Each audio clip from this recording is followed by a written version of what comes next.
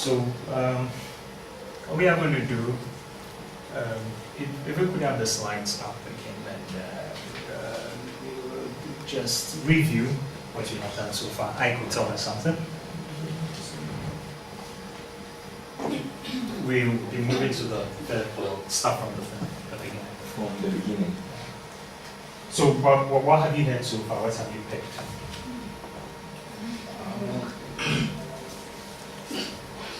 That we are not supposed to stay idle. Keep moving. We're supposed to do something. Okay, have you remembered the name now? You have to tell me. Yeah. Dora. We should always get something done. You should always get something done. I think that inertia isn't good for one No, cry. Celestine. So in order to achieve your goal, you have to apply the efforts. I need it. Jamila. I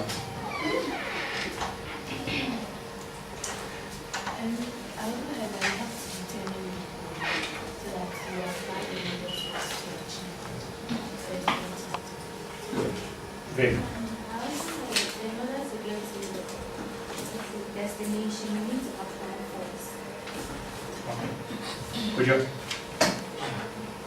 I saw 2 plants. Keep saying. I saw 2 plants. 2 plants. 1 planted in its natural habitat and 1. And in the past, you always used to think that 1 was in the natural habitat. So you see, a natural state is always in chaos. A natural state is never 1. Hey man, you right here. Okay. Now, what can I say? I learned that in order to achieve a goal, I don't have to stop when I'm tired, but I have to stop when I'm tired. Actually, you never have to stop. Never ever. Did it? I also picked up that the natural laws of the earth will never change for my sake. Never change. They won't bend for you though. Levna. Alright. I learned that whatever goal you have, you need to put in effort. To see about Miss Q. Don't worry, put in your own words. Whatever goal you have set and put in place, there's the needed force to apply to. So we need to determine the force commensurate with it. Okay. We should. David. Eben here. We should. Okay. We should work for the nation, but not for ourselves. Here. Even once you want I learned that the speed at which a goal is accomplished is dependent on the force that is being applied to that speed, artificial goal is accomplished. Kiki, Boss. what did you learn for the chicken? Inertia. Yeah. So you picked up from inertia? Yeah. Okay. How many of us have heard of 127 hours? So I should go and get it. 127 hours. It's a movie. You have it? Yes. I watched it. How many of us have watched 127 hours? Okay. Let me just yes. It's a give me the sound. Take on what you learned today. According to you, I said inertia. Inertia was broad. So what about inertia? For credit. Okay, 127 hours is a true story. Okay. What I'm going to do is I'm just going to skip just to bring out something vivid to you. That if you allow things to be the way they are, you die. Okay.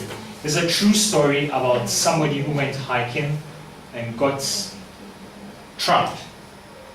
We'll see, it's a movie that when I watched, I asked myself whether I can be able to do this.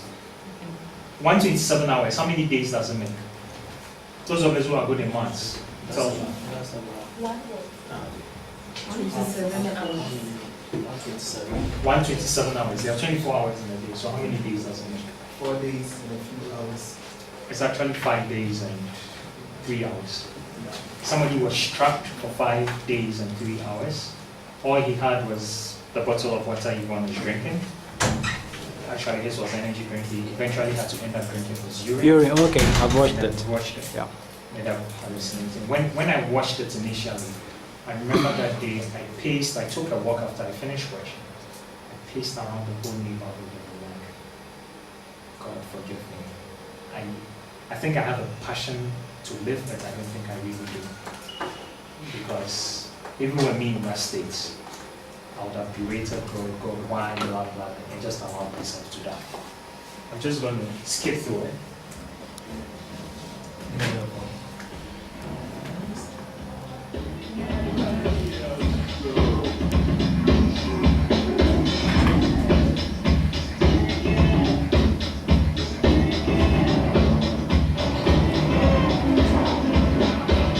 Okay, he's now going for hiking. At this point, he's been trapped. I was trying to seek. Yeah. Okay. He met some ladies along the roads, and he wanted to chase one of them. They found a pool, fresh water. They jumped into it. The girls found that he liked them. They dogged him. So he went alone, and he gets trapped. Now this is what is happening. He's trapped. His hand is trapped. He cannot move, and he stays in this position for 127 hours. Think about it, 5 days, from Monday to Friday, Saturday the next morning, 3 a.m. before. Now he's struggling to free, it's a rock, the rock fell from up, see the size of the rock, and he strapped his hand. Now this is a true story, I want you to remember that as you're watching this, this is a true story. The guy that it happened to and everything lives, he got on. So he's trying all he can. Frustrated, he removes his watch. Now look at the death. He's screaming, thinking someone would hear him. I need them. He's thinking someone, look at how deep it is. No one. No one is going to hear you under those conditions. See, he's dipping here somewhere. This is a dark canyon.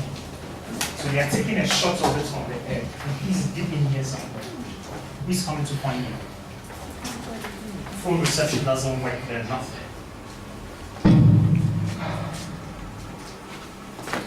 Now this is all he's left with. Headphones, camera, which has some battery on it. And he drew like the guy actually recorded himself.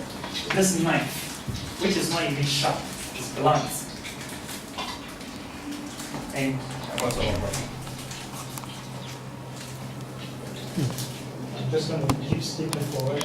You see, he's testing the knife and he sees that it is blunt. His light eventually even runs out. Like, look, he's trying to use the knife to break the rock.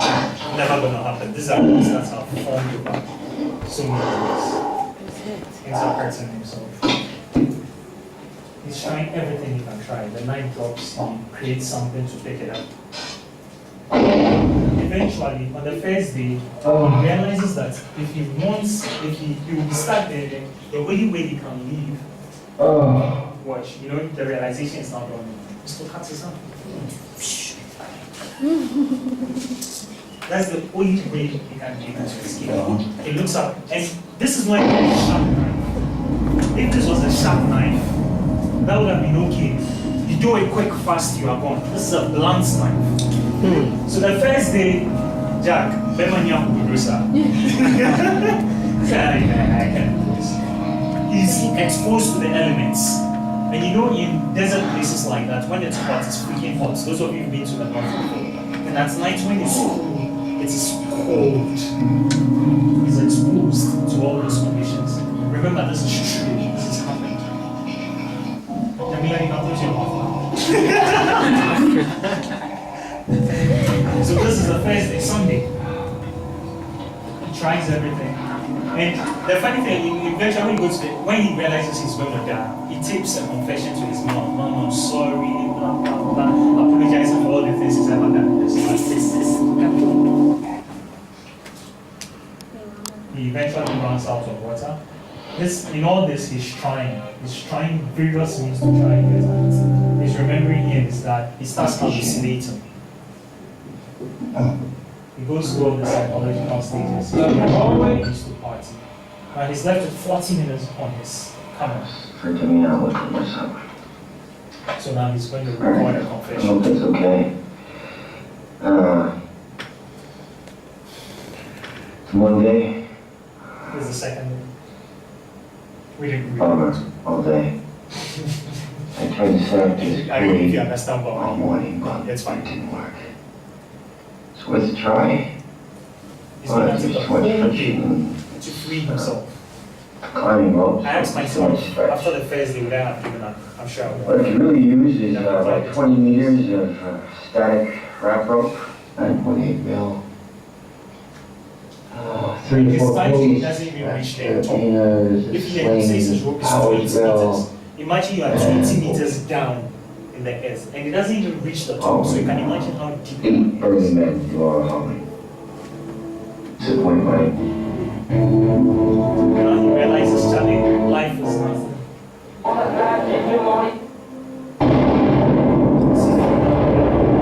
He's exposed to all. And at this point, his water has finished. He also captured and he also can't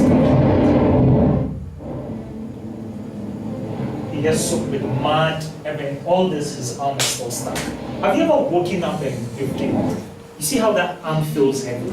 Those of you who have a bit of a science background, you understand that at this point it is very frustrating. His nerves are dying, the arms feels heavy, the body will begin to reject that part of his body. In a natural state, you should die very soon. He almost gets flooded. He thinks that at least with the water, he should move the rock, but you know what happens? The rock lodges the watch, becomes firm. He has to stay underwater for a while. Now, the water is almost drowning him. It's a true story. This is the next day, Tuesday. The sun is out.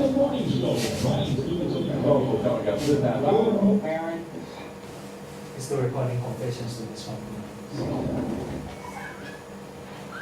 Now he watches the video that he recorded of he and the girls. When the girls were swimming, he targeted it at their breasts. That fine. Boys will always be boys. And the girls caught him. So naturally we go in the Mommy show last one. Boys will always be boys. This is a very country. He begins to give up. He's shaking. He's under the elements. Charlie. His energy drink is practically finished. He has to start drinking his urine. He's remembering stuff. They're showing again from the depth of which it is. Now, at this point, he's practically giving up. He's trying everything. You see, he's even lost it. Look at his lips, parched. He's not drunk water for days. At this point, do you know that your Java doesn't matter to you anymore? Nothing matters. Back to the basics.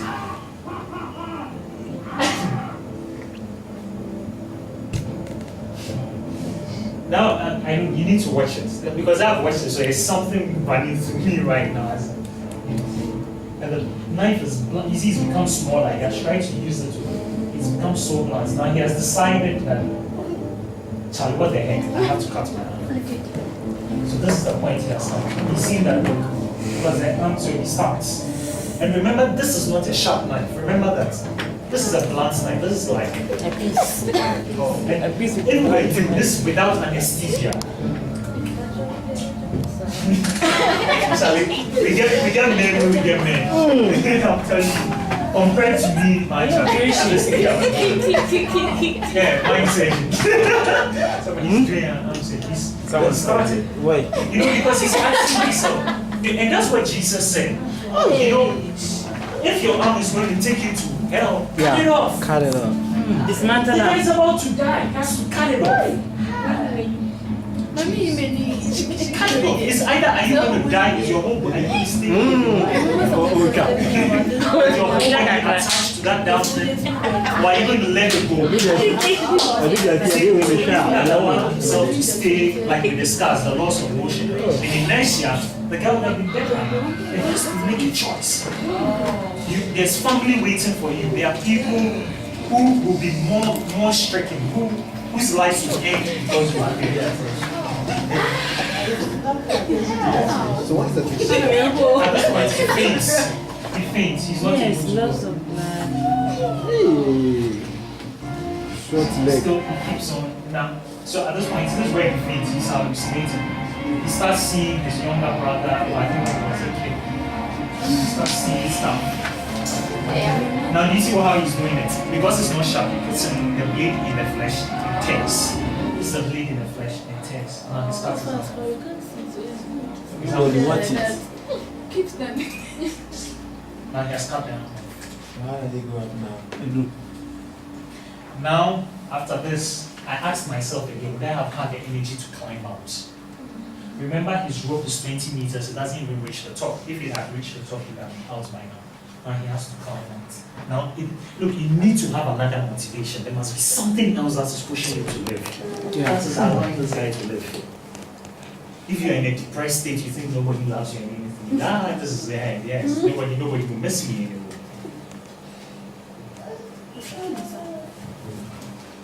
So now he starts to get out. He takes a picture of the place. And if you actually go to the site, 127 hours, the original pictures are there. It's a true story, original pictures are on this. So now he starts climbing out. He actually finally sees sunshine. At this point, he sees water. He's trying to get water, but he doesn't. So he finally sees water. See what he's going to do. Look at the kind of water he finds. And when he gets it to it, we are not testing them. When we bring you pipe water, I say you make never gone for 5 weeks. Let's see what he's going to do when he gets close to it.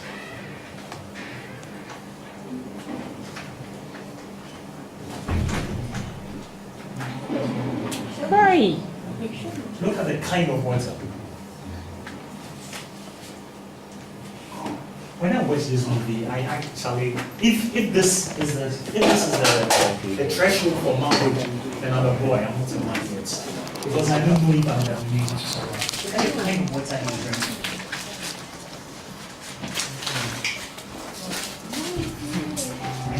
Look at the journey he has to make to meet other people. Eventually he gets rescued. The father and the son who were hiking, they found him and then they called him for a helicopter. Okay, so let's get back. We are going back to what it is.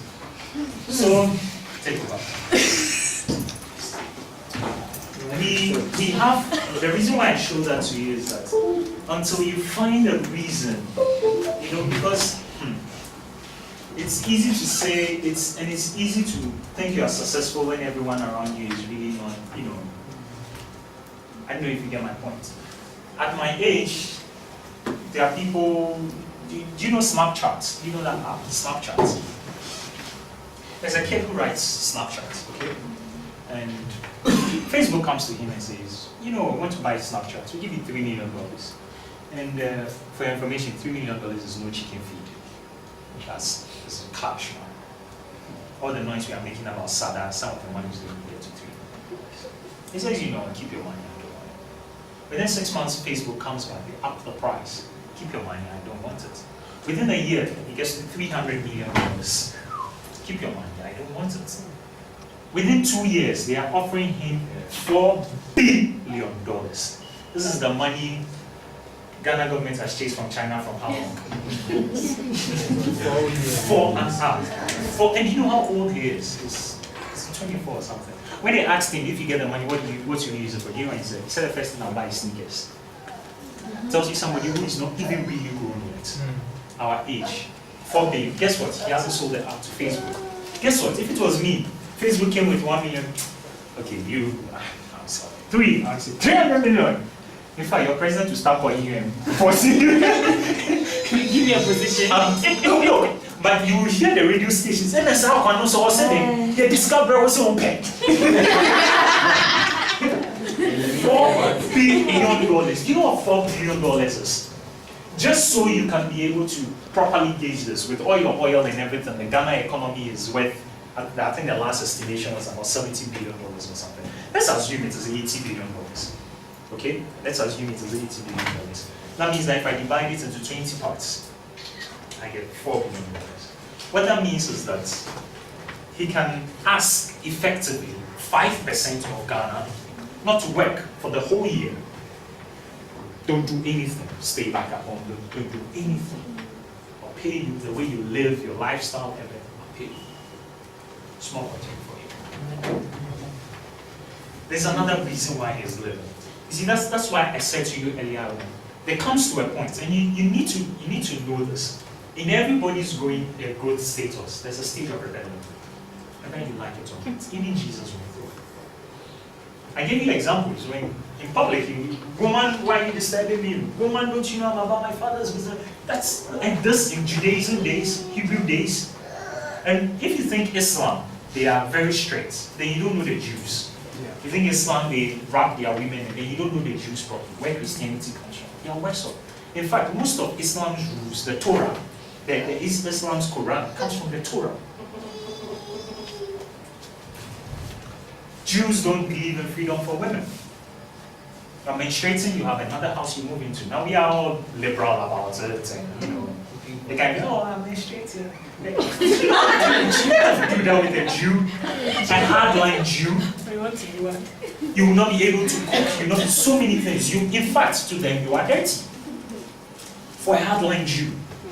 For a hardline Jew, like a priest who is about to go into the holiest of holies for 48 hours, he's fasting, he's reciting the Torah, so that no evil thought will cross his mind. When you're entering the holiest of holies, they tie your leg because they're afraid that something will strike you and you die. When you die, they don't go in there to pick your body, they just pull you out to the road.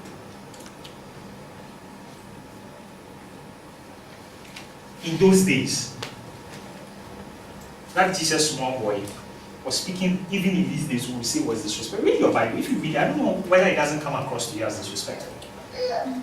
And you see, and that's a thing that, even as parents, our parents find it hard to entertain.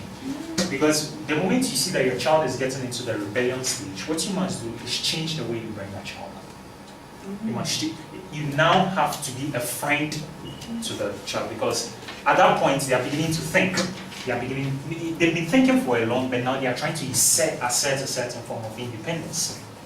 So at that point, especially for the girls, that's how come lots of girls have problems with their mothers. If at that point your mom does not become a friend to you, she loses you for the rest of your life. Until maybe you give birth and she comes and stays in your house. Every child goes through the rebellion stage. This is the question. At your rebellion stage, are you going to rebel for good, as Jesus did? Yeah. Rebel as in, oh, your parents, you know, we don't have anybody, so when you just take your time, blah, blah, blah. Or are you going to be passionate? You know, there's a point where you get your father tells you, you know, the dreams you have, I can't fund it. You tell your father, at where I've got into right now, if you help me, that's fine. If you help me, I'm going out. Not as in I'm leaving, but I'm going out to find a way to fund my dreams. You must consciously, and this is the part I want you to listen to, you must consciously craft your rebellion stage. Because if you don't consciously, whether you like it or not, you will go through it. Every single person goes through it. If you don't consciously craft it, you will find a way to be rebellious. So it's either you are being sexually promiscuous and hiding it, or you are doing drugs, or you are stealing, or you are doing something funny. Whether you like it or not, you go through a rebellious stage. The question is how you choose to go through it.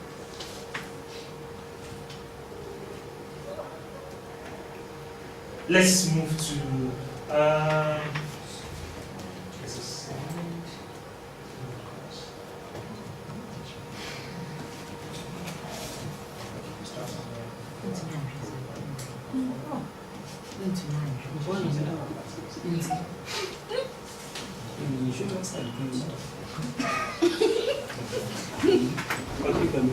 Now this is one picture.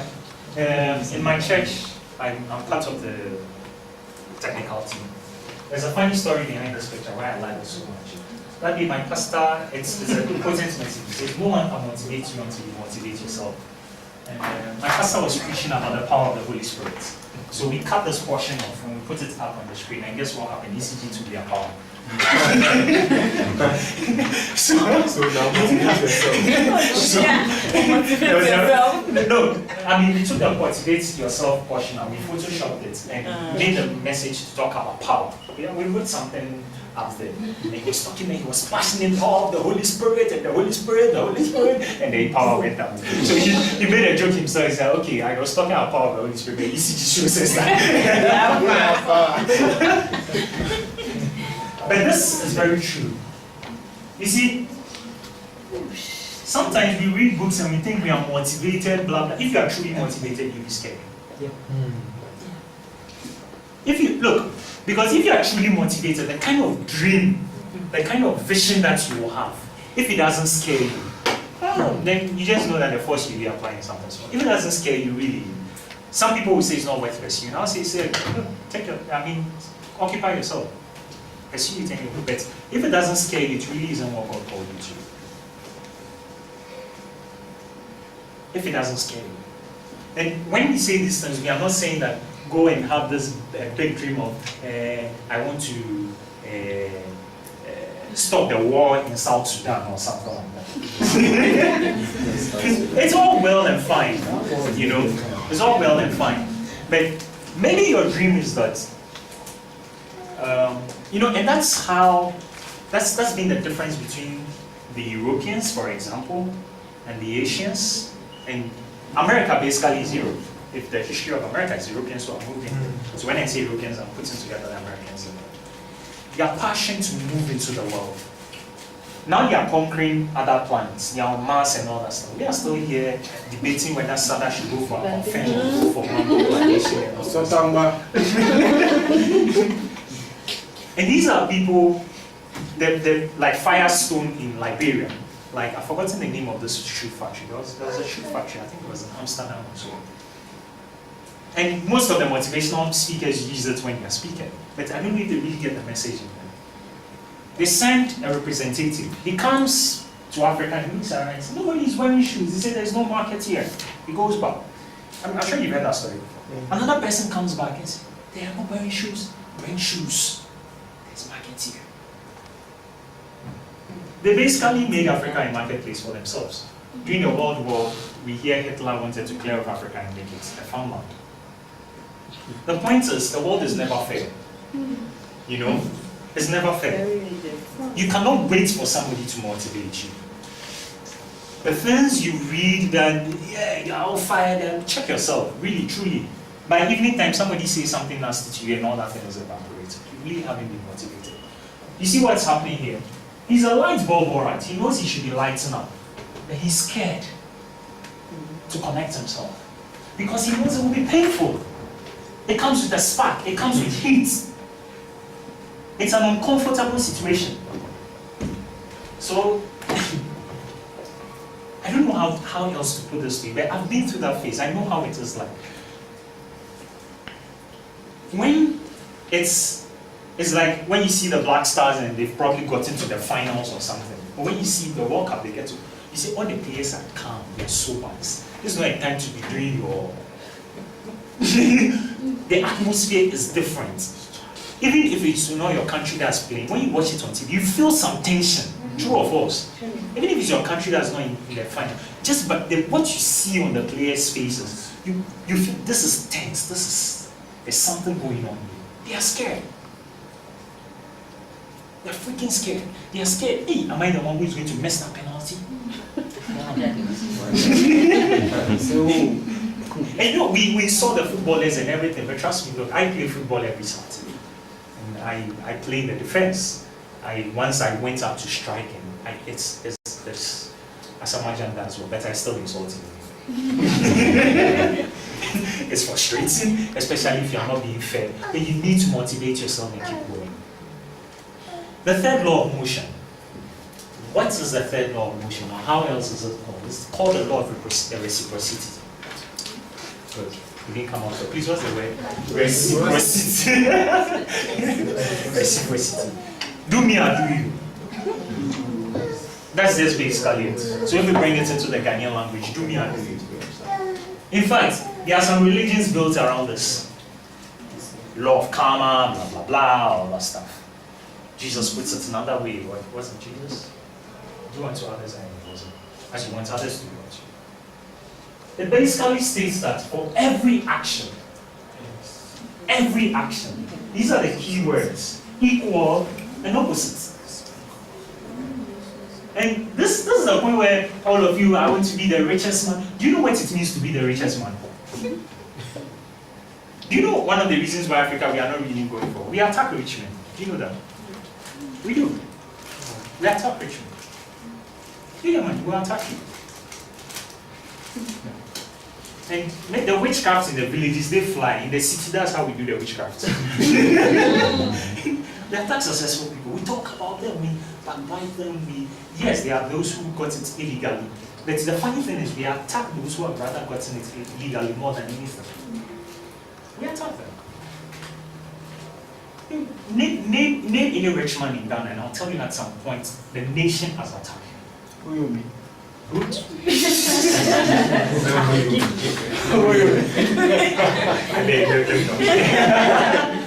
But you see, I'm talking about people who you cannot fault how they make your money. Okay. Whoever claims you cannot fault them, he claims of financial engineering. Let's assume it is true. We are still attacking him. Yeah. RLG. You know, say whatever you want to say about him. I don't agree, for example, with some of the models that Salah gave. But the guy, if you've met him, highly motivated. He's not just in Ghana. He started brand. The reason why this is a typical NDC man who was getting a lot of contracts under NPP. Why? Because he had moved out of Ghana and was making waves out in West Africa. Under those circumstances, your nation has no other option than to use you to bring more money for themselves. Zoomline, we've attacked him. Look, in the past, Apino soap, they've taken their power. I think I should stop showing this thing. It's true. I should stop showing this thing. And do you know what it means to be rich? If you think your family people love you now, or they hate you, whichever one it is, get money and see how that is magnified 10 times. If you think you have no friends now, get money and see how that is magnified 10 times. The law of reciprocity. What it basically says, when you come to the science field, when you come to the physics field, that is what makes cars move. The law of reciprocity, that's what makes cars move. If you see a car moving, do you know that the tires do not turn in the direction of the car's movement? The tires turn in the opposite direction. So if the tire is moving this way, the tires will turn in an opposite direction. It is moving. You just observe. It's because of because when it's moving, frictional force must act against it, and that's what pushes it forward. The law of reciprocity. If this building wasn't opposing me, I would go through it. If it didn't have enough force to oppose me, I would be going through it. Imagine we had a scale, and this is the way I like to explain the law of reciprocity. You know the judgment scale we normally have for weighing gold and all that stuff. The Bible makes us to understand that everything that we ever need, God has already given us. For women, for example, did you know that when you are born with every egg that you ever have in your life? That's why it's a tragedy when young girls are raped. Every egg. So if we could find a way to count your eggs, we could tell you when you are going to enter menopause. Every egg you are born with. As for men, we reproduce. That's why I'll come at a certain age. If you fool with us. Maybe they can answer wrong. We are not born with, we'll produce, just give us time. Give us time and some rest. produce, you know. But women are easy, and that's what I'm trying to bring out. So if we put a scale and we say that this is what you have, like Elom said in the beginning, there's death and there's life. Whether you like it or not, those two forces are there. The Japanese call it yin and yang. So if I had a scale, the law of reciprocity, and I had 50 gold coins on the left and 50 gold coins on the right, and the left is for evil, the right is for good. If I moved one gold coin from the left and moved it to the right, what will happen? There will be imbalance. And there will imbalance how? Let's wait towards the right. Okay.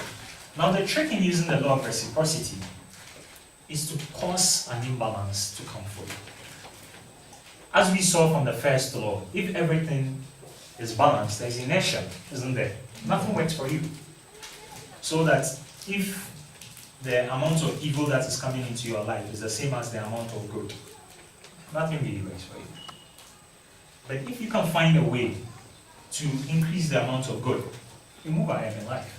If you also can find a way to increase the amount of evil, it's a one we invite you. You know, so you need to be able to find that balance. Now the thing is, you must choose where you want to go. You choose how you want to use the third law of motion. The only reason why a ship moves in water is because when it's rudder, and then this is something small, even the Bible talks about it, something very small, but it can move a huge ship. Sometimes just some small fun, small like that. For those of you who are techie, if you've ever opened a car engine, the real thing that is causing the whole motion, those are the motors that the fan belt moves around. Most of the motors actually are for auxiliary services, for your water pump, for your air conditioning, for your radiator, all that stuff. But the main thing for combustion is just something small.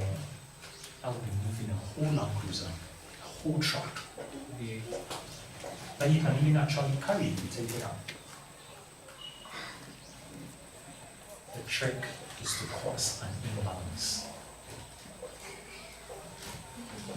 So I say again, what kind of influences are you bringing in?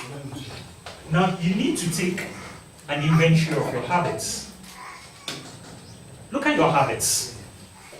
Which ones do you need to kick out? Which ones do you need to reinforce? Nobody is an angel. You all have bad habits. When I was growing up, if you got me to bath 2 times a day, it was slowing down. Yeah, daddy knows this.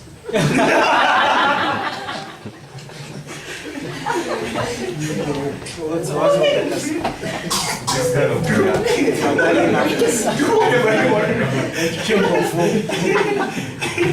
you are the first person. What? Man, Charlie. Nah. There are certain things, as for boys. No, it's just difficult. But I got to a certain point. I remember once, then I was national leader groups, national union of Ghana students. And then we were invited to Nigeria. And those days, I still had that typical I don't care thing in me. And before going to Nigeria, I decided to go and visit our sister unions in Togo and Benin. So I spent some amount of time on the road. When I got to the hotel, long and short, I had worn the socks that I was wearing for 2 days continuous. I didn't give a hoot. When I got to the hotel, that is what was one of the things that changed me, that changed that aspect of me. I got to the hotel, and you know Nigerians, how they can do things big. First, when we landed in Lagos State, there were this convoy of vehicles. That was the first time I rode in a convoy. Sweet papa. That's why everybody wants power. We were just moving like that. And then we got to the hotels, and then one of the ladies, and then their national leader also follows me to my room. They are trying to take care of me, blah, blah, blah. And I'm feeling all très bien. That's right. I kick off my socks, my shoes, and the place is Central Airport.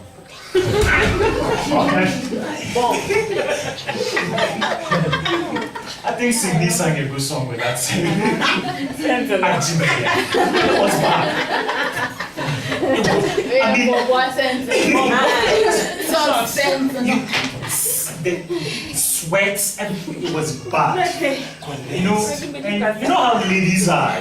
She didn't know what to do. Whether she should get out. So the Nigerian president, he was smart. He was like, oh, okay, he made a joke. So I've been in your state. You grow out of it. And for me, I felt insulted. You know, because you know already how Nigerians try to treat Ghanaians as like junior brothers and all that stuff. Here was I representing the whole of Ghana. And the Nigerian president, the student president, is telling me you will go out of it.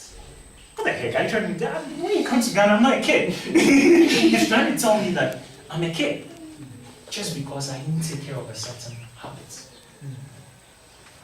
So at that point, you know, if it had not been that this guy had known me earlier on, he knew my worth and everything, if that was his first impression of me, it didn't matter whatever I would do.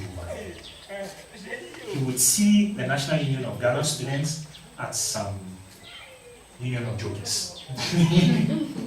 You get it? At that point, I made a conscious decision. I have to change that habit. And since then, even coming here today, I mean, I came in today, I'm going to spend just today and tomorrow 2 days, but I came with 4 pairs of socks. Because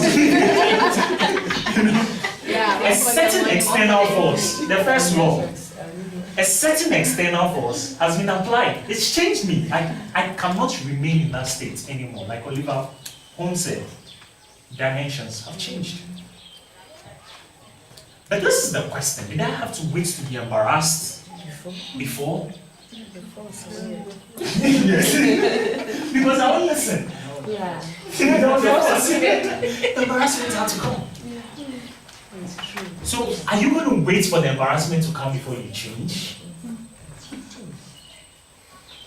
Don't put away things that you can do right now.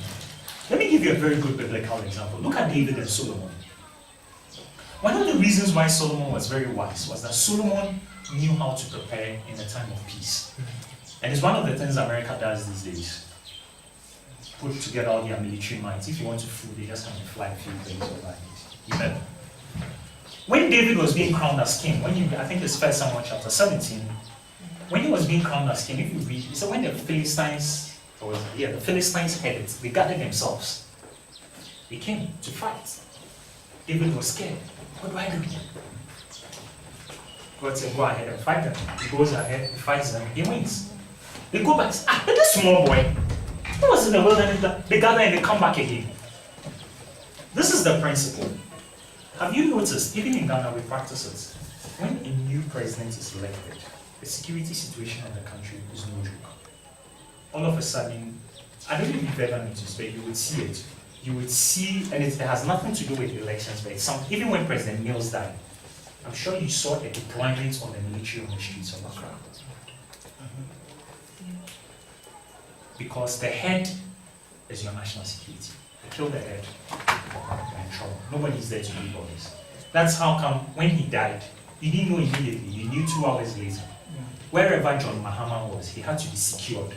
Wherever the Speaker of Parliament was at that time, they had to. So if at that time you are the Speaker of Parliament and you are somewhere, whatever you are doing, the military has the right to come and move you.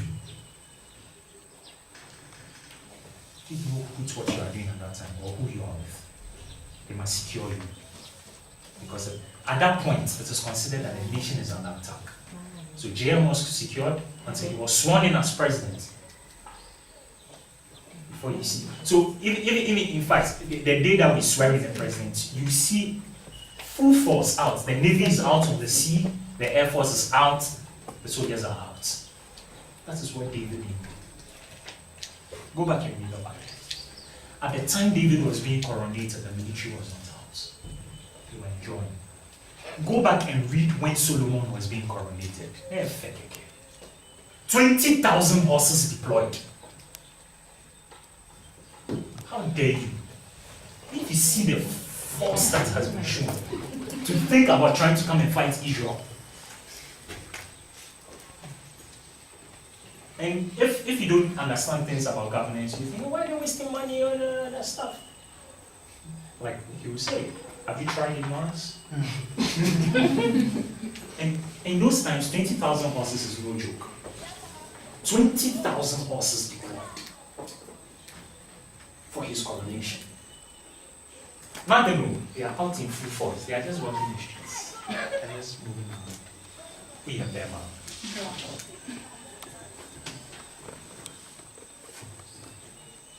During peacetime, if you do not prepare during wartime, when the equal and opposite reaction comes. During this time that you are young, whatever your goals are, I want to have a good marriage. What are you doing now to prepare for it? I want to be the president of Ghana, the president of something, the president of Association of Ghana Industries. I want to be a bank manager or something. To you right now, that one of the reasons why most of our leaders fail is because they have no plan before they get there. Why are you people determining for them? For them,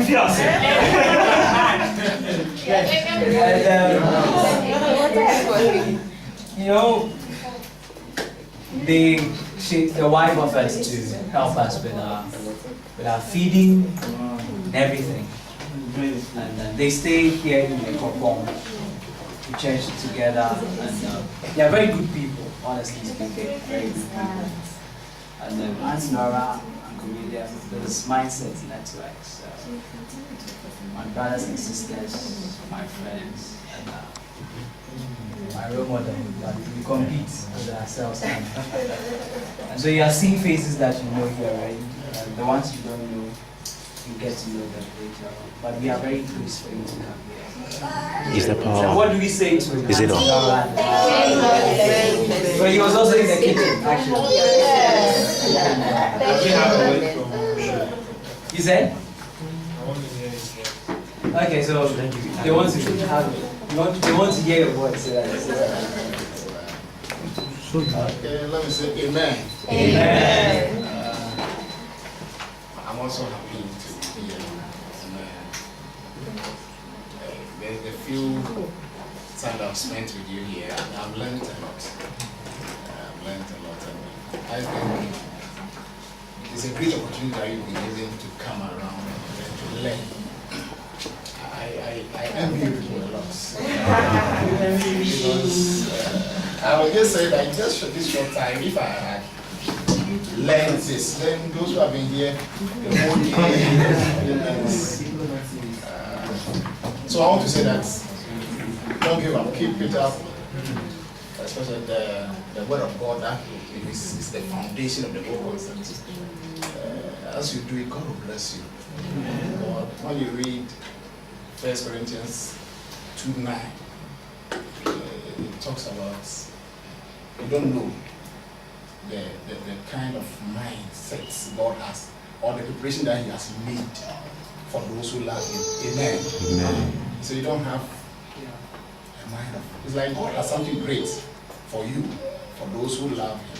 So what I want to say is that as we have made the word of God a foundation of it, you shouldn't deviate from it. You should keep it up, because the word of God that will help us move where we are supposed to move. So we are happy to be part of this group. Yeah. It's unfortunate we couldn't spend maybe a lot of time here.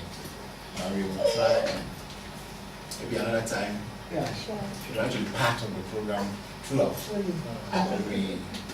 We want to. We also have another assignment in church right now to embark upon. So we want to dash. So unfortunately we are supposed to leave right now. I hope you pardon us. Sure. And very soon we're doing t-shirts for kids. So we'll see everywhere. We also Lighthouse. Yeah, we also Lighthouse International. Okay.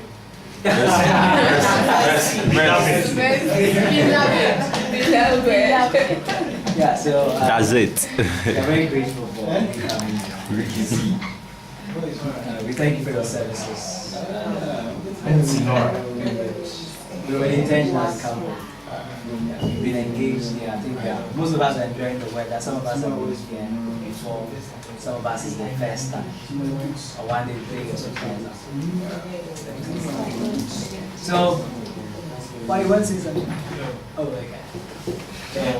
Thank you so much. Yeah. God bless you. God bless you. Yes. So can we go back? Okay, so let's quickly move with the third law. I go back to Oliver Holmes again. He said something. He said, I find that great in this world is not so much where we stand, as in what direction we are moving. To reach the ports of heaven, we must sail sometimes with the wind and sometimes against it. But we must sail and not drift, nor lie at anchor. Now, I want to look at the first part and then he said, I find, it's supposed to be there. I find the great in this world is not so much where we stand, as in what direction we are moving. That makes sense, right? It doesn't matter your position right now, whether you were born into the richest family or whatever, if you don't move, forget. Now this part, we must sail, not drifts. This is, I don't care, the drifts, anywhere the wind blows.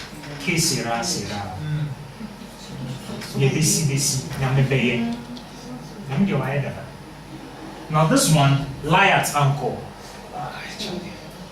This place is good, let me stay here.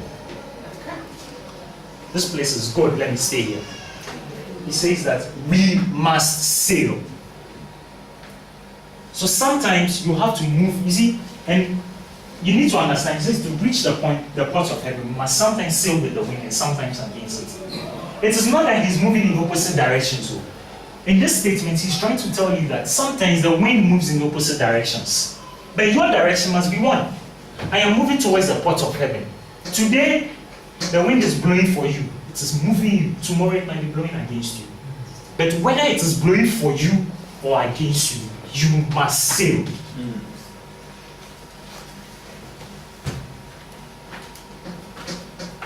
Whether circumstances are good or not good, start the business.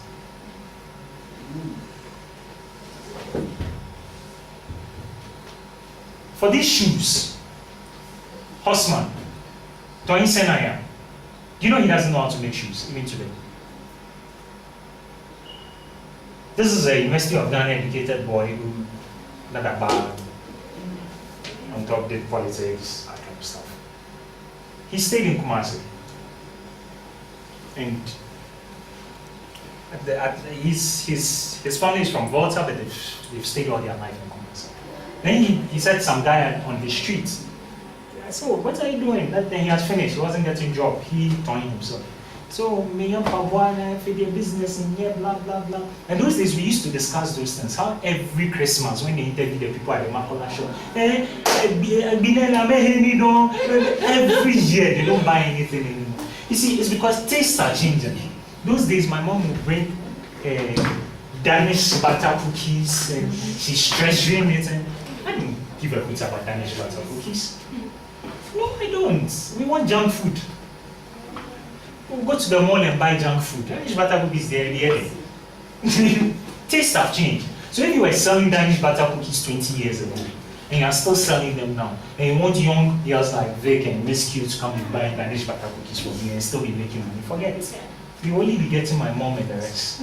You're old. So you need to move on. And that's one of the problems also with businesses in Ghana. We start something and it's making money, we keep no matter what.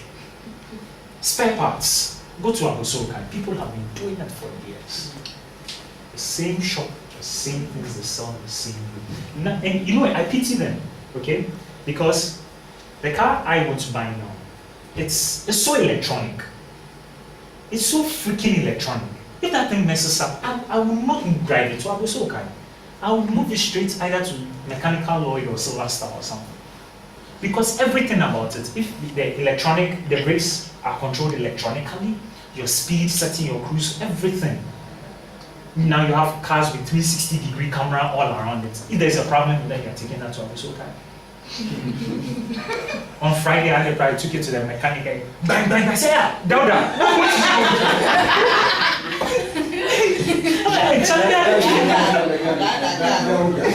That's his name. I'm like, Dada, what's wrong with you? So boss, he said, no.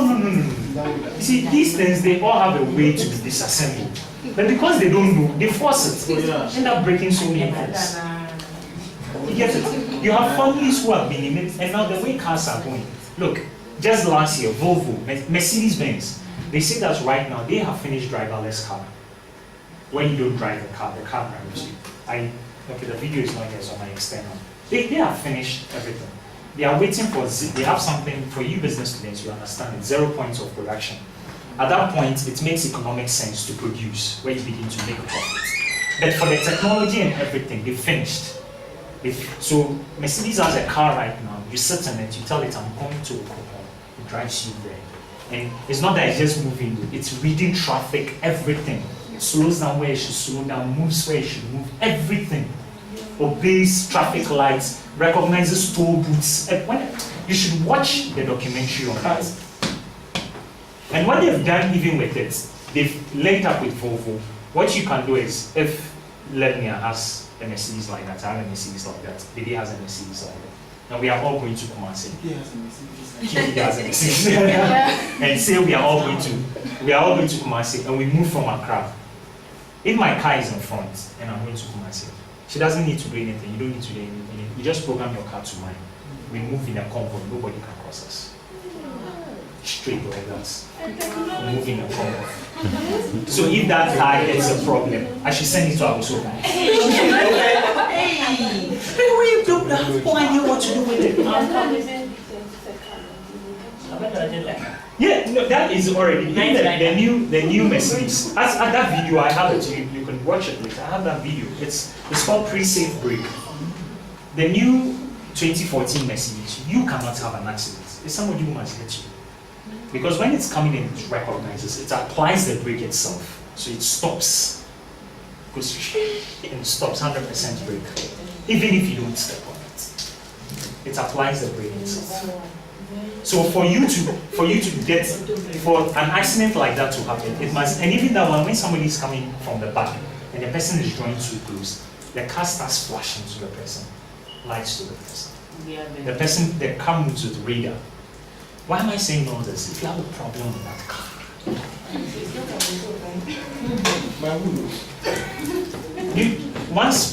when you know, how many of you know Azuma Nelson? You know he once had a limousine, and he had a problem. I don't know if you've ever heard what happened to him. You know he had to fly the limousine out of the country. For it to be fixed, he had to fly it out. You see, but up to now, those cars have started coming. Now we don't you. People are buying those cars, they are coming. But I'm telling you, go back to Abusoka 2 weeks from now, 1 week from now, 1 year from now, 2 years from now. People are not making a move to go and learn about this. Static. But 2 years from now, when all these cars, we are no more using them. We the young men, we've all gone to buy those cars. We are no more buying spare parts from Abusoka. They'll come and say that I feel your business in there. Now that is what is happening to our institutions. That is what is happening to the country. As individuals, let's not even go there. For some of us, the last book we read was Harlequin series of Mills and Boone back in secondary school, when you were bored. Hardy Boys, Nancy Drew. You have read nothing new. You have not updated your knowledge. Nothing. And the information out there, you have no idea. You have no. Just this Friday, I needed some information from the Ministry of Energy.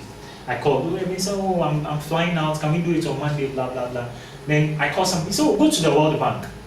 You get the document. So I go there, oh, it's a document that they had done on Ghana about the status of Ghana, blah, blah, blah, all that stuff. So I have a copy, but I can't give it to you. So I called the World Bank. They are like, oh, we don't have any in print now. Let's go on our website. I felt stupid. That's the first thing I should have done. The report was on the website. I just downloaded it. Why the heck was I wearing minister? Anything we need right now, it cannot be forgiven. Right now, if you look on my PC, My music folder right now is like 500 gig or something like that. And that's huge, 500 gig of music, not videos. For some of you, it's the video side. Right? Why? Because my iTunes podcast I've applied to, or what's the word, subscribe to, most of them are lectures. Things I didn't go to school to study. If I sit down with you, I can talk economics with you. Because what is happening right now is that they are having an open education system. When you go back home, go to Khan Academy, Khan, Khan Academy. Any course you want to study, you can study it over. KhanAcademy.com. Any course you want to study in this world, there are lectures over there. If you don't have, go to iTunes. If you go to iTunes, just go to MIT, Harvard, Stanford. If it is medicine you want to study, they have the lectures have damn it, and it is there. If it is econs you want to study. So if you are in school and you are telling me your lecturer doesn't show up, so you haven't finished the syllabus, there's something wrong.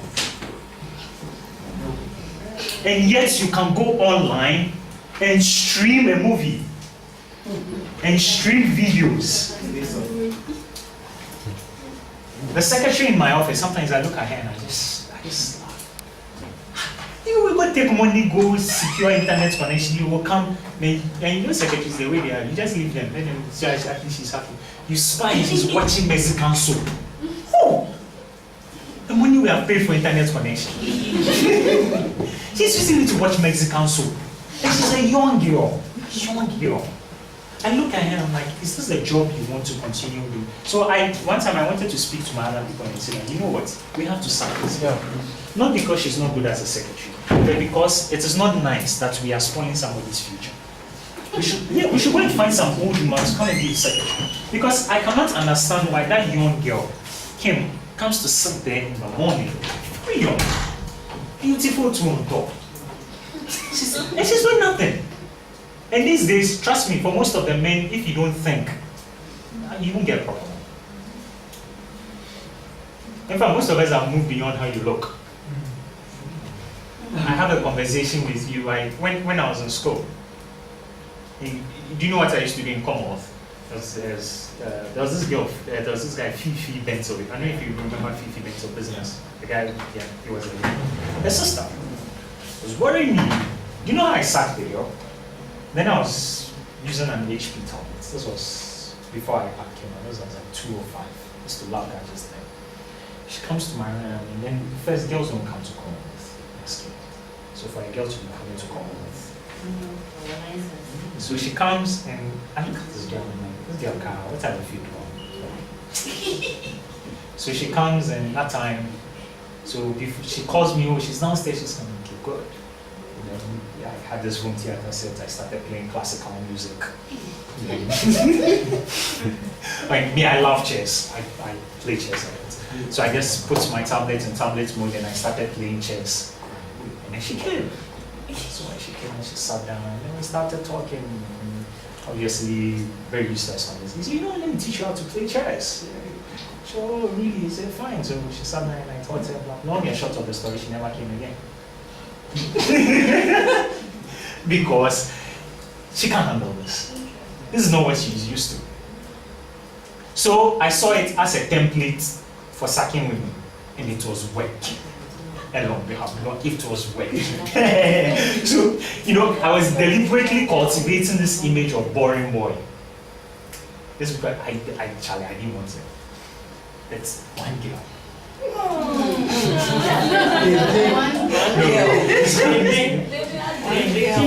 This girl comes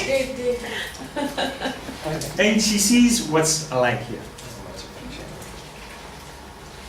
You know what she does? She takes my whole collection of classical music, and over the short vacation she comes back and this girl is telling me the movements of Tchaikovsky. And that day I was standing at Labour Hall and I was just looking at her. I was just like this. I'm like, my God, I'm in trouble. I'm telling you, this girl, even though she didn't get very good at chess, she just concerned herself with the things that I loved. That's how we ended up together. Yeah. Because I thought I had sacked it. I thought I had sight. But this was somebody who didn't, she saw, Charlie, this is a challenge and I'm living up to the challenge. Determination. Okay. You can try again. So take your habits, the ones which are not good, take them out. Unbalance the scale, make the scale move towards the other side. Look for a new positive habits to start. There are so many positive habits to start. You need to learn new things. You don't know how to sew, learn how to sew, learn how to stitch, learn how to play a new game. I'm always trying to learn something new. These days you can learn a language without going to Alliance Française. I have so many French, whatever, if you speak, I might not be able to communicate with you right now because I understand what you're saying. Because I am teaching myself French. You can teach yourself German. There's so many things you can do right now in this world. You cannot sit down idle. In this time when you don't have children, you saw Auntie Nora, a child is crying, blah, blah. When you get to that stage, there are certain things you just can't do. Why don't you do it at this point? Why don't you learn a new language at this point? Why don't you learn a new skill at this point? I always talk about chess because of what it's done in my life. I have secured a deal before just because I knew how to play chess. I met this guy, he's from Eastern Europe, one of those Eastern Europe countries. He doesn't even speak proper English. His English is not too good, so whenever my friend and his, we had to use an interpreter. And then he found out I could play. And then when we played, even though he quit me, I still gave him a good run for his money. Somehow the barrier just went down. Because you know how it's like in life, whether we like it or not, somebody who can speak your language, you get comfortable with the person. If you go somewhere and they all speak French, and you find somebody who can speak English, you stick with the person. They all speak outside, you go somewhere and the person can speak Ghana, you stick with the person. Language, age, nothing. We didn't click on anything. We clicked over a game. So all the time he was in Ghana, and chess is a game you can even play over the phone. And there are some games that have lasted for 26 years. If you have two grandmasters playing, you can play anytime you need them. It could be a deal. What did it take to learn chess? Free time. It's on your computer. Every computer you buy is there. It's a free app you can download on your apps and on your phone. Learn something new. Push yourself. Learn to, maybe golf is an expensive pursuit, but at least know about it. Know about tennis. See? Okay. Next slide. I need to run now. This says the young man knows the rules, but the old man knows the exceptions. The young man knows the rules, but the old man knows the exceptions. This brings me up to next slide. I'll come back to that. The 30,000-hour rule. This was proposed by a guy called Malcolm Gladwell. Malcolm Gladwell said something. He said, for you to be excellent at anything, you don't need talent. He says you don't need talent. You just need to invest 10,000 hours in it, and you excel at it. And he gave examples, which is true. I agree with him to a certain extent, but at a certain extent I don't. Because if we want to consider that 10,000 hours, what it means is that if I want to become excellent, say at football, I must in the 10,000 hours, if I want to do it continuously, that is 1 year, 51 days, 4 hours. I'm not sleeping, I'm not doing anything. For your information, if you look at your school calendar, the way you go to lectures and everything, this is the amount of time you spend studying. 1 year, 51 days, 4 hours. If we put together your lecture hours and the time you're supposed to study and everything, on a good, for every course, this is what is spread over your 4 years. So it's expected that by that 10,000 hours, you have excelled at it. This is a principle you must start applying in your life. You can ask God to accelerate it for you to do it in 5,000 hours. Now, the 10,000 hour rule. These are the Beatles. John Lennon, Paul McCartney, this is Shani, Harris, and this is Shannon. These guys, at a certain point, the West claimed they were more popular than Jesus. I'm serious, yeah. At a certain point, they claimed the Beatles were more popular than Jesus when they were on top of the idea. That's what they claim. I'm sure you've gotten those text messages before, those flyers, and the Beatles claim they were more popular than Jesus, and somebody died, and they claim that the Titanic, this, and the sun. And read it again. It's true. They claim that the Beatles were more popular. That's just, they forget Michael Jackson. These guys were the thing. How did these guys get successful? They were not making it in Britain, so they got a gig in Germany, Hamburg. They went to Hamburg and they were playing every day for 8 to 10 hours for 3 years. Every single day, 7 days, 24. They were 7 days, 365, no holiday, nothing. 8 to 10 hours, every day. Those of you who play music, man, that's tiring. So by the time they came back to Liverpool and started launching, as for live performance, forget. And it's the same thing Michael Jackson was doing. So, coming back to the slide, what do you see here? Yeah, almost done. What you see here, what I see here, it's somebody living out his dreams. This is his dream, and he has lived it out. If you read his book, when I remember it out, and these are the books you should be buying. It's just when I remember it out. Okay, let's move on. I want us to just some short videos.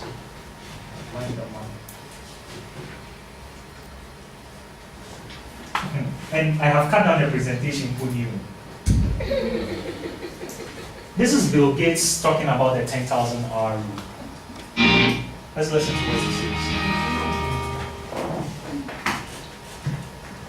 What do you think of Malcolm Gladwell's theory that the years 1953 to 1955 were the perfect ones in which to be born for the computer revolution?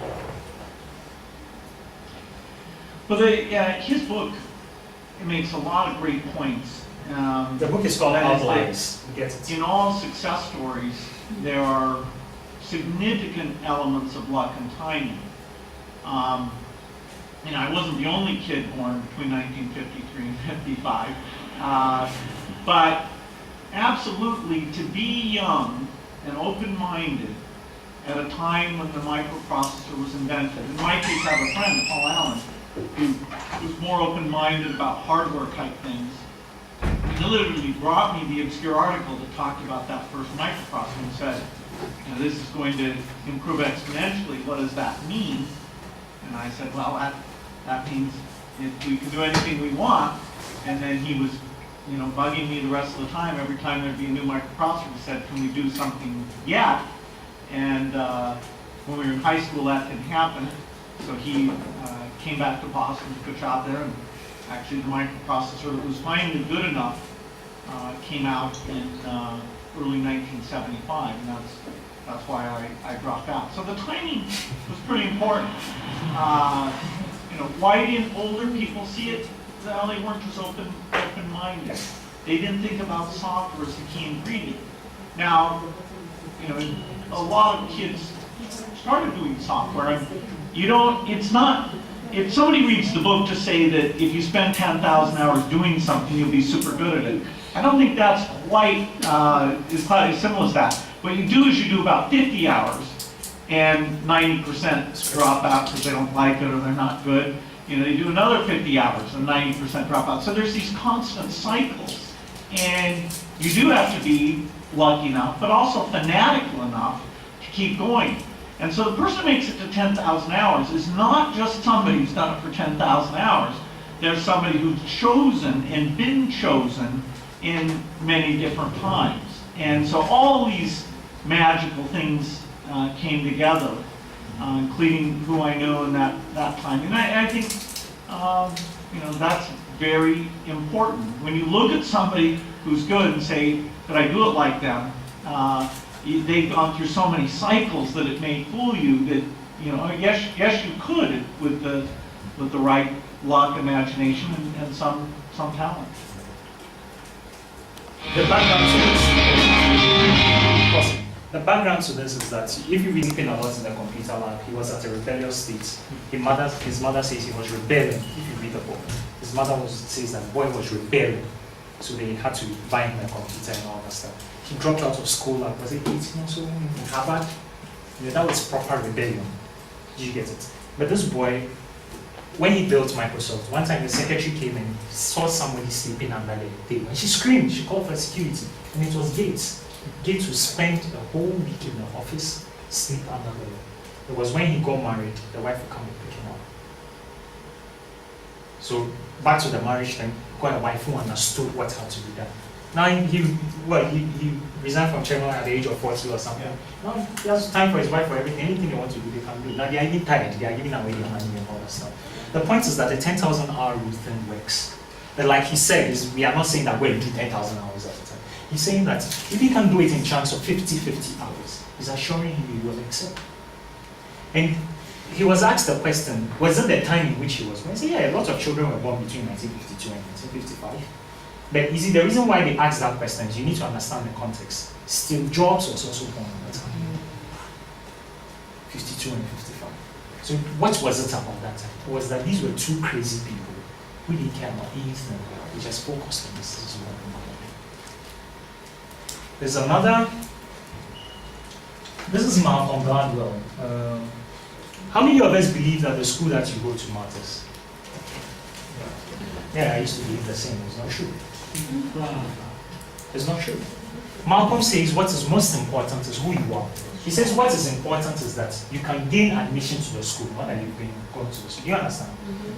If I can gain admission into St. Augustine's or Wesley Girls High School, it means I am good. Okay? But it does not matter if I go to St. Augustine's or I don't go. It does not matter. The mere fact that I can work and gain admission, it means that I am among a certain class of people. So if I can continue thinking that way, I'll succeed. It does not matter who I know, who I don't know. And this is a misconception we all need to deal with. That we think who you know helps. That's Malcolm Gladwell. You should buy that book. And the reason I encourage you, if you don't buy any book this year, buy Outlines. That's what it's called. I've read the book, and when you read the book, you buy it. These are the crazy people in the world.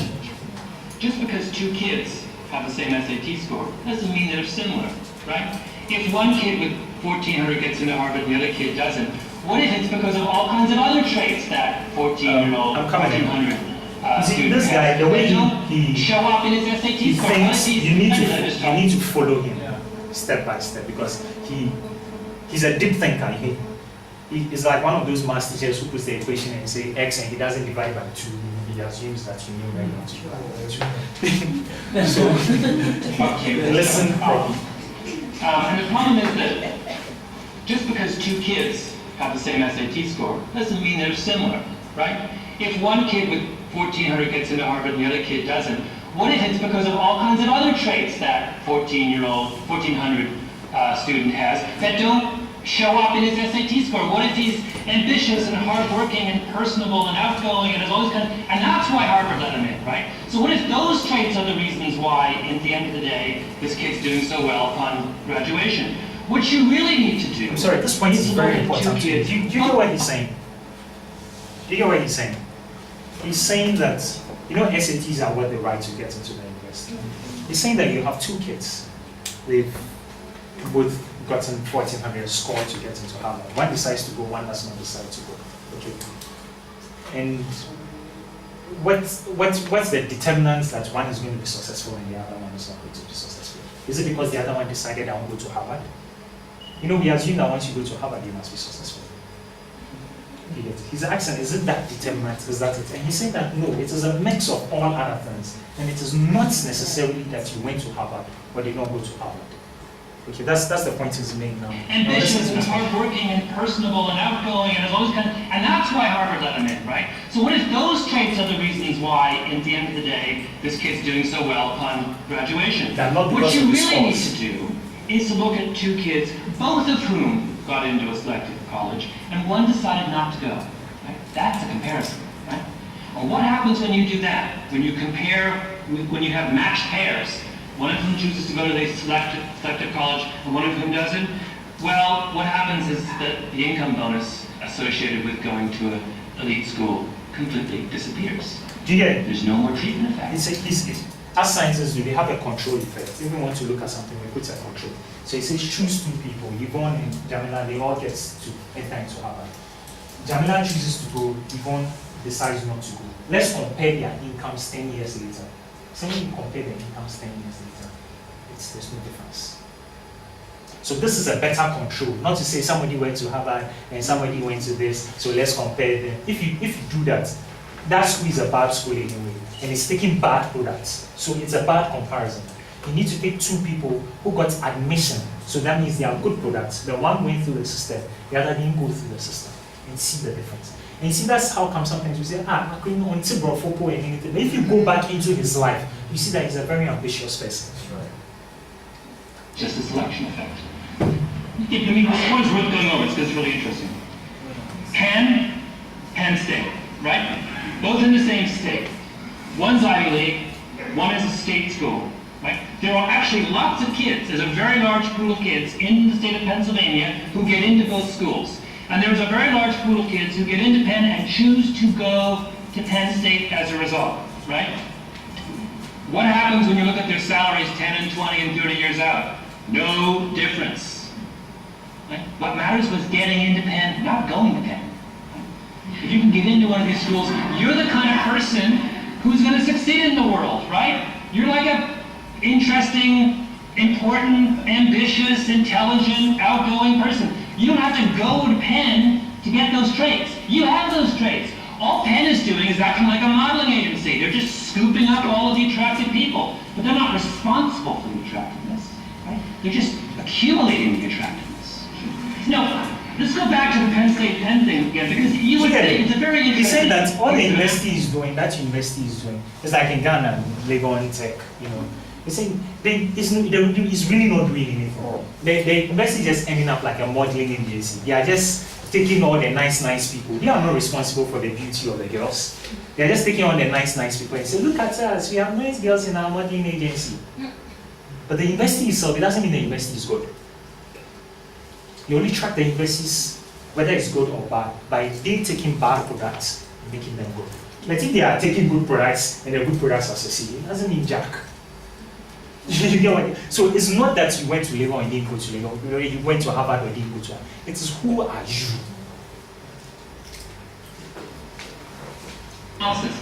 You would think that the kind of kid who got into Penn, like I'm going to pretend for a moment that we all share a bias in favor of selective schools, which may not be true. Many of you may actually have a great deal of problems with selective schools. Let's assume this kid who gets into Penn chooses to go to Penn State. Why does he do that? Well, maybe he's not that confident, or he's not that ambitious. School doesn't matter to him. He's like, my parents live closer to Penn State, like the football program. I don't want to go to some school where there's lots of go-getters and get challenged. I just want to mellow out and drink beer. You would think, in other words, that the kid who got into Penn but chose to go to Penn State would have a series of character traits that would profoundly handicap them in the real world, next to the kid who actually, you'd think that getting into Penn and going to Penn would be a marker of something valuable. That would make a difference. Doesn't make a difference. You would think that there would be all kinds of contacts that you would make at Penn that would put you ahead of going to Penn State. Well, actually, no. It turns out there's probably just as many contacts at Penn State, the bigger university, and maybe the whole notion, in other words, that there is something special about the people that you meet in these institutions is vastly overblown. That you can go to just about any college in America that has a reasonable academic standard and meet people who will help you in later life. What elite schools are selection effect institutions masquerading as treatment effect institutions. Right? They're modeling agencies. It says they are modeling. Okay, this is our last one. This is Malcolm again. If I want to talk about them. If you can subscribe to that TV, it's called Fora TV. You see, the world is thinking. Just subscribe. Fora TV, the world is thinking. If I want to talk about this question of this is very funny. Listen. A prodigy exist, who would I talk about? I'd talk about the Beatles and Mozart, the cliches. And when you look at the story of the Beatles, of course, what you find is this little hidden fact that before they come to America and take the world by storm in 1964, they spend this incredibly long period of time as a house band in a strip club in Hamburg, in Germany, playing 8-hour sets 7 days a week for months at a stretch. Right. And it is that period of apprenticeship that many Beatles experts, and I love the fact that there's such a thing called a Beatles expert. Oh, there's colleges. There's a separate kind of, I'm sure like, Duke University, there's a department of Beatles studies. There's a Pete Best department. Well, that would be at the University of Liverpool. Yeah. There would be a Pete. But they would tell you that, look, before they went to Hamburg, they were just not a good band. And it was as a result of being forced to play in this extraordinary environment that they mastered what it took to be the greatest rock band of all time. And so it's, you can't tell the story of the British invasion of 1964 without telling the story of the Hamburg invasion of 1959, right? And it is something, it tells something very valuable about the distorted way that we think about success, that we constantly talk about 64, but we don't talk about 51. Let's move on. I wish, did you understand that invasion part? People read. let's go back to the slides. Okay, now these are my last 2 slides, and what I'm talking about here is, I'm sorry, I'm going beyond the 10 minutes, is the concept of illusion. Do you know that sunset is an illusion when the sun is going down? Do you know it's an illusion? It doesn't really happen. The sun never sets. It's just living outside of the world. The sun is actually not living outside of the world. That's how I heard Good. it. Yeah, I know. That's the kind of understanding. Yeah. The point is the sun is not moving. The sun is not setting. The sun never sets. It's an illusion. We are living in space. Yes. So this is the point, that so many things that are happening to us are not reality. They are illusions. It's because we are moving away from something. In this picture, I could tell you that this is God who's playing basketball with the moon. Right? There's a big enough rim. But all this picture, and it's actually a real picture. You know how they can create those effects? Somebody just brings his hand close enough to look like he's by the moon. And yeah, that illusion. There are too many illusions in life. Right now, what you think is hindering you is an illusion. That's what I'm saying to you. If you think you're not going to a good enough school, it is an illusion. It is not true. What is important is you. Let's go back to the basics. What is important? Number 1, do not stay in a state of inertia. That is what is important. Those are the basics. Do not stay in a state of inertia. Keep moving. Number 2, determine your goals and apply the necessary force that is necessary, that is needed to achieve them. Number 3, it's just the laws. Number 3, when you start to act, prepare for a reaction. When you start to get successful in Africa, the witches in your family will start coming after you. So it means pray more. The friends that you used to have, that you used to drink with and all that stuff. You say, oh, I get money, and I know they mind me. Boys, why do we have that thing? And you know it's consistent. Every time this guy get money, you know they mind me. This guy get money, you know they mind me. But the truth is that when your status changes, some people just cannot stay in it. They can't. So that's action and reaction. It's pushing them away. The basics. My last slide. I'm done. I know Elon wants to kill me. This is a true basic. I want us to read Mark chapter 11, verse 20 to 22. This is back to the fig tree, what I started with. 11, 20 to 22.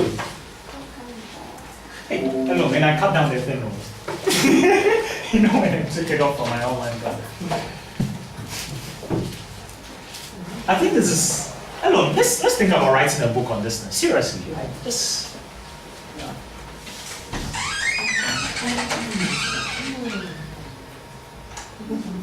Is your easy worship up? If somebody is there, you should read it. Mark chapter 11. Mark 11, 20 to And seeing a fig tree afar off having leaves, he came. If perhaps he might find anything thereon. And when he came to it, he found nothing but leaves, for the time of faith was not yet. And Jesus answered and said unto it, No man eat fruit of you hereafter forever. And his disciples heard it. And and they come to Jerusalem. And Jesus went into the temple and began to cast out them that sold and bought in the temple, and overthrew the tables of the money changers and the seats. Are you on of 20 the to 22? 20 to 22, sorry. And in the morning, as they passed by, they saw the fig tree dried up from the roots. And Peter, calling to Are you reading from Mark? Yes, please. King James. Video kind of this one. 20 to 22. Read 22. Just read 22 alone. And Jesus answering said unto them, Have faith in God. That's all I want. That's all I want to end with. That's the basic. The Amplified adds something nice.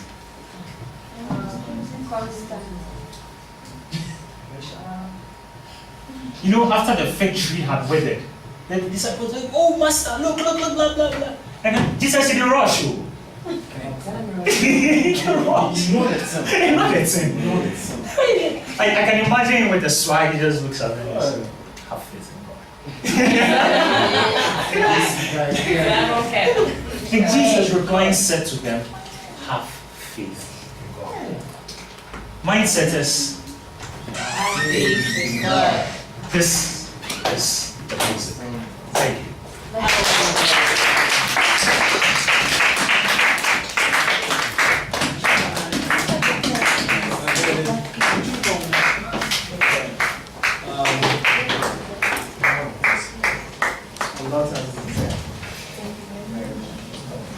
There's a question that is in my mind, but I won't ask because when I ask, I know the expected answer. The answer is yes.